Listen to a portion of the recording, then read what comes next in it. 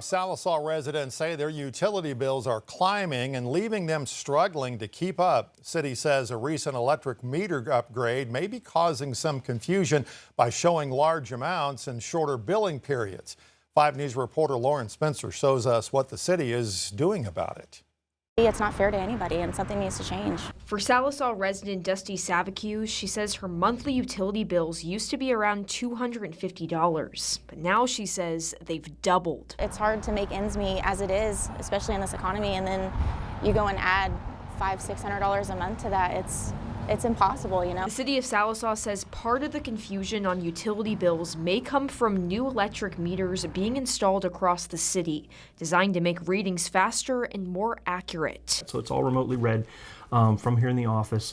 We can see up to hourly consumption. But while the new meters are being installed, some bills may show different billing periods. City Manager Brian Heverly says even if a bill appears to cover only a couple of days or weeks, it still reflects the entire month of electricity usage. I've got this really high bill for 14 days. Well, no, it's the entire month's bill. We can't have more than one meter on the account. As for why those bills could be so high, Heverly says the weather can play a big factor. Hey, I didn't change anything. Why did my bill go up? Well, in Christmas, December 25th, it was 72. January 25th, it was 2. He says if someone calls with a high bill, the city helps find what could be the culprit. Weather, age of your home, insulation, age of your HVAC system, age of your other major appliances. Still, for residents like Dusty, the bills remain difficult to manage. It's to the point to where it's just not sustainable anymore. In Sallisaw, covering news where you live, Lauren Spencer, 5 News.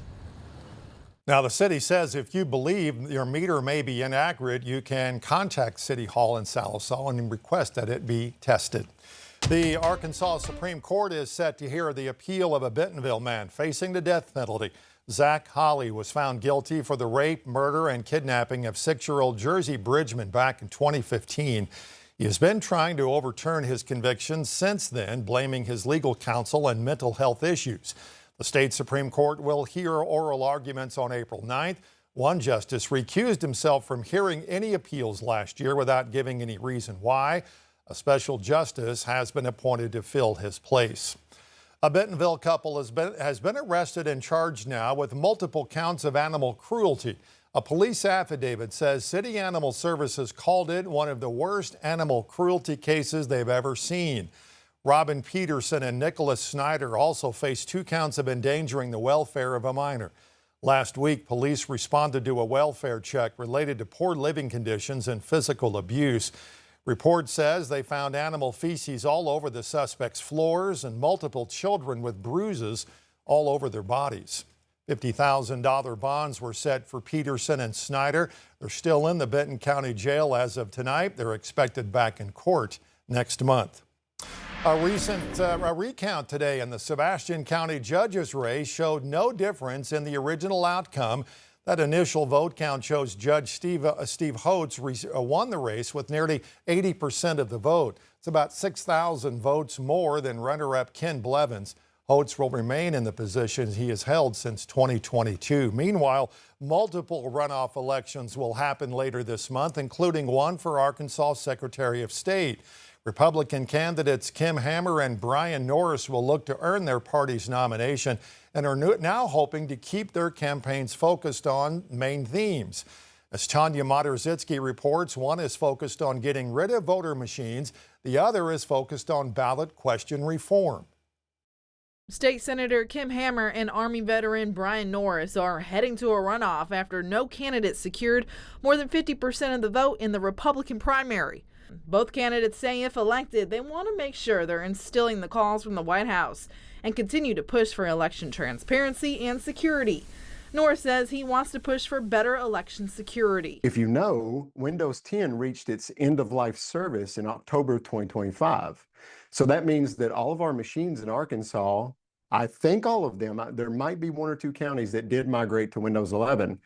But all the rest of them are not receiving security patches, updates, any of that. Norris alleges 80% of the components used in the voting machines come from what he calls communist China, and says this is causing us to be vulnerable and would not mind seeing the state go to paper ballots. Well, Hammer says we are the #1 state in the country for election integrity and security, and there's been no claims of stolen elections. We have so many audits in place right now that have been utilized, and fortunately, we have found that there are no fraudulent activities in our current systems.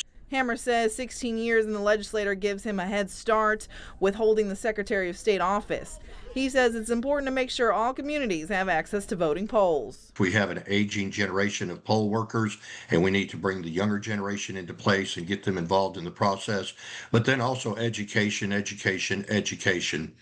Because a lot of this happens because people are unaware of what's required by law because they have not been taught what's been required by law. And that would be one of my primary focuses. And Norris says he won't stand for any discrimination efforts made at polls to stop any race or economic groups from voting. So I will have to refer that to the AG's office. I won't just refer it. I will go and stand in his office, get on his desk if necessary, until the proper enforcement agencies are fully engaged. Both men also plan to grow businesses in the natural state. And I want to bring so many opportunities to this state to where your children and my future grandchildren can thrive in Arkansas and not just survive. We want to make sure that a business wants to get an LLC, that the turnaround time to get that LLC so they can get into business and get going quicker is a high priority. We also want to make sure they get their letters in good standing.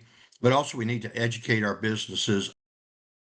That was Tanya Moderzitsky reporting. Now the winner will go on to face Kelly Grappe, the Democratic nominee. Only registered Republicans or independents who selected a GOP primary ballot can vote in this runoff. Early voting, by the way, starts next week, leading up to Election Day, March 31st. Governor Sarah Huckabee Sanders is set to make an announcement on Wednesday, along with Turning Point USA CEO Erica Kirk. The two are expected to announce future efforts to get the conservative group's chapters into high schools and colleges. Kirk stepped into the CEO role after her husband, Charlie Kirk, was shot and killed last September. We will be live streaming that announcement on 5 News Plus, which you can download to your smart TV and watch that for free.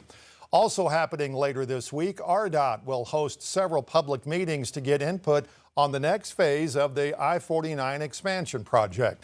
The new stretch of interstate planned between Y-City and Barling will cover 44 miles. Tomorrow and Thursday's meetings in Greenwood and Waldron will give residents in its path a glimpse of the first renderings and then estimates for that project. Dave Parker with RDOT says nothing is set in stone, and these meetings are important to help them finalize the plans. While we have a line picked out, it is not set in stone. The smallest of suggestions can move that line just a little bit, and by moving it a little bit, it may not impact us at all, but it could impact a homeowner or potential business owner in a very positive way. By the way, Parker says that 3-mile stretch between Alma and Barling is going well and is expected to be done in 2029. Arkansas and Oklahoma among the states that agreed to an antitrust settlement today with major entertainment company Live Nation. States joined the federal lawsuit 2 years ago and alleged the company was hurting competition and forcing customers to pay higher ticket prices. Well, today a settlement was reached. Live Nation must pay $280 million in penalties, sell some of its concert venues, and open Ticketmaster to sellers. But not all the states are on board. More than a dozen have said they will continue the lawsuit in federal court. The Arkansas Attorney General's office today told us they support the terms of the settlement and, quote, welcome this resolution.